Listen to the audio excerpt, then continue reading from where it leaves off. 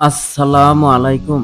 হযরত ওমর রাদিয়াল্লাহু তাআলা আনহু ছিলেন ইসলামের দ্বিতীয় খলিফা। তিনি 583 খ্রিস্টাব্দে মক্কার বিখ্যাত কুরাইশ বংশে আদিয়া গোত্রে জন্মগ্রহণ করেন। খাত্তাব বিন নুফাইল ছিলেন তার পিতা। তিনি একজন সুসাহিত্যিক ছিলেন। মাতার নাম হানতামা। বাল্যকাল থেকেই তিনি কুলজি শাস্ত্র, বক্তৃতা, কুস্তি, অশ্বারোহণ ও অশ্বী চালনার পারদর্শিকতা অর্জন করেন। ওমর রাদিয়াল্লাহু তাআলা আনহু প্রাথমিক জীবনে ইসলামের ঘোর শত্রু ছিলেন।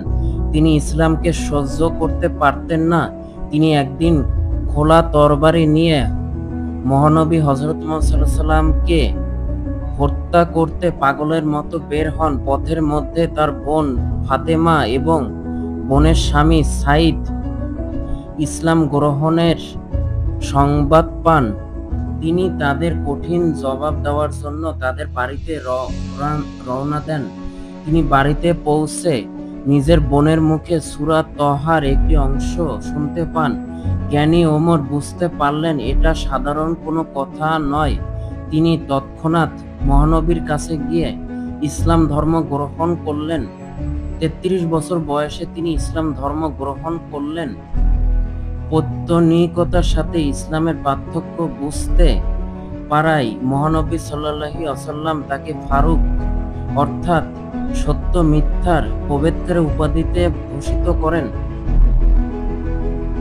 খলিফা হযরত ওমর রাদিয়াল্লাহু তাআলা আনহু এর হত্যাকারী ছিল ইরান থেকে আসা একজন অগ্নি পূজারক, নাম আবু লুলু ফিরোজ। কিন্তু সে কেন ওমর রাদিয়াল্লাহু তাআলা আনহুকে হত্যা করেছে তা ইতিহাসবিদরা উল্লেখ করতে পারেননি। কারণ সে ওমর রাদিয়াল্লাহু তাআলা আনহুকে হত্যার পরপরই আত্মহত্যা করে।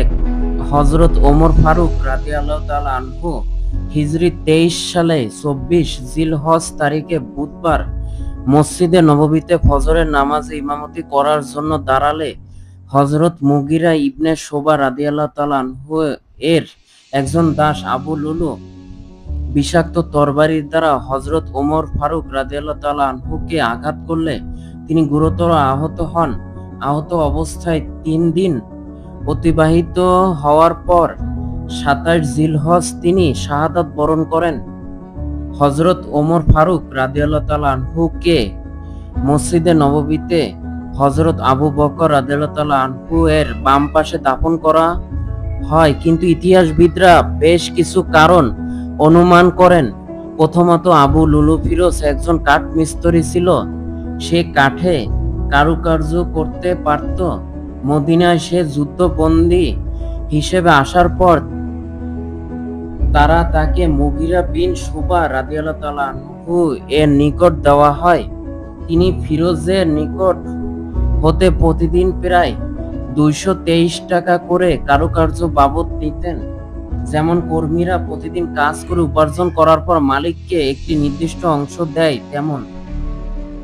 কিন্তু ফিরোজ এটা মেনে নিতে পারেননি। সে ওমর রাদিয়াল্লাহু তাআলা আনহু এর নিকট অভিযোগ করে।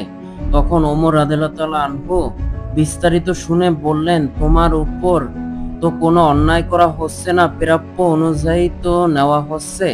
এটা শুনে ফিরোজ মনক্ষুণ্ণ হয়ে চলে যায়। তারপর ওমর রাদিয়াল্লাহু তাআলা আনহু মুগিরা রাদিয়াল্লাহু তাআলা আনহু এর নিকট উসুলকৃত পরিমাণ কমিয়ে দেওয়ার আবেদন করেন। 2-4 দিন পর ফিরোজকে ওমর রাদিয়াল্লাহু তাআলা আনহু দেখে বললেন, তুমি নাকি ভালো ধরনের চাকরি বানাতে পারো, আমাকে কি বানিয়ে দিবে?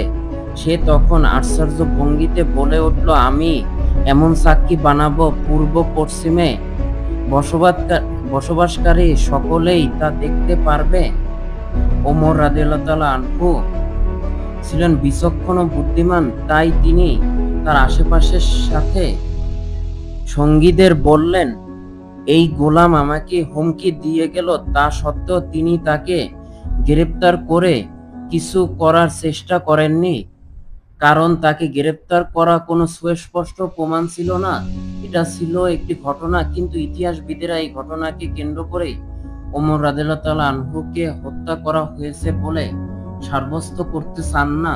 এর আরেকটি কারণ হতে পারে মদিনায় সে সময় পারস্যের শাহজাদা হরমুজানের সঙ্গে তার গভীর সম্পর্ক ছিল।